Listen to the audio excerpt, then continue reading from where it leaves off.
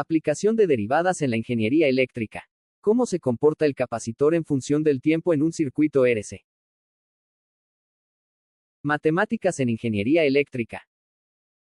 Y sistemas eléctricos como la distribución de voltaje y corriente hipotética. Diseñar. Crear nuevos sistemas eléctricos como fuentes de energía, redistribución, motores, etc., garantizando que cumplan con sus ciertos requisitos. Optimizar. Mejorar el funcionamiento de un sistema para que sea más eficiente, económico y seguro, por ejemplo, reducir pérdidas de energía en la red de transmisión. Importancia de las derivadas en cálculos. Las derivadas miden la tasa de cambios instantánea. La derivada de una función indica cuán rapidez cambia una variable con respecto a otra. En ingeniería eléctrica, esto significa saber cuánto cambia el voltaje, la corriente o la carga de un instantáneo detenido. Es esencial para analizar fenómenos que varían con el tiempo, como en circuitos eléctricos que no son instantáneos. Por ejemplo, si una corriente cambia rápidamente con el tiempo, la derivada te dirá en qué medida y en qué velocidad ocurre ese cambio. ¿Qué es un capacitor? Hola, buenas, mi nombre es Mauricio Padilla y vengo simplemente con una pregunta. ¿Alguna vez te has preguntado cómo se almacena energía dentro de un circuito eléctrico si es que no tiene batería? Hoy te explico lo que es un capacitor. Bueno, lo que es un capacitor lo vamos a definir en 3 puntos. El primero, y es importante, ¿para qué nos sirve? Es un componente eléctrico que está dentro del circuito eléctrico, valga la redundancia, que guarda o almacena un poco de energía dentro del mismo circuito. 2. ¿De qué está hecho? Está hecho de 2 placas metálicas que en el centro, por decirlo así, tiene un material aislante que se llama dieléctrico. ¿Y en qué se mide? Que es el tercer punto. ¿En qué se mide o en qué se almacena la carga, por decirlo así? Se llama faradios. Es la medición, la unidad de medición de nuestro capacitor. Y ahora que sabemos un poco más de lo que es un poco lo que son los capacitores, también podemos definirlo ahora cómo se comportan dentro de un circuito eléctrico que contienen voltaje y corriente. Relación de voltaje y corriente en circuito RC. Un circuito RC está compuesto por una resistencia R y un condensador o capacitor C conectados en serie. Su comportamiento varía con el tiempo, especialmente cuando se conecta o desconecta una fuente de voltaje. Durante la carga del capacitor. Al momento de conectar la fuente, el capacitor está vacío, así que permite el paso de corriente como si fuera un cable directo cortocircuito. La corriente al inicio es máxima, porque no hay voltaje que la limite en el capacitor. A medida que el capacitor se va llenando de energía, empieza a oponerse al paso de corriente, como si se fuera cerrando. El voltaje en el capacitor aumenta lentamente, y la corriente va disminuyendo. Después de un tiempo, el capacitor se llena, ya no pasa corriente, y el voltaje alcanza el valor de la fuente. Durante la descarga del capacitor. Si desconectamos la fuente y dejamos solo la resistencia, el capacitor comienza a liberar la energía almacenada. La corriente ahora fluye en sentido opuesto al que tenía durante la carga. El voltaje del capacitor disminuye gradualmente, así como la corriente. Con el tiempo, tanto el voltaje como la corriente llegan a cero y el sistema se estabiliza. Ejemplo de circuito RC con datos reales. Bueno, ahora vamos a hacer una explicación de un circuito con valores numéricos. Los datos del circuito son el voltaje de la fuente, que equivale a 10 volts. Luego tenemos la resistencia, que tiene un valor de 1 kilo ohm. Luego tenemos el valor del condensador, que vendría siendo 100 microfaradios. Eso en notación científica sería expresado como 100 multiplicado por 10 elevado a la menos 6 faradios.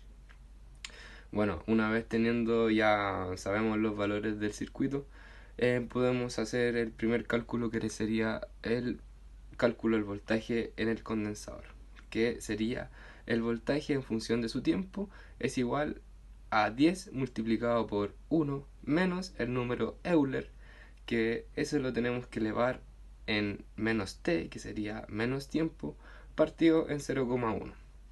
Una vez calculado el voltaje en el capacitor, vamos a hacer el cálculo de la corriente derivada, que sería la corriente en función de su tiempo es igual a 0,01 multiplicado por el número de Euler elevado en menos t, que como habíamos dicho anteriormente, es la t vendría siendo tiempo, partido en 0,1 amperes. Bueno, esos son los dos pasos que tenemos que calcular.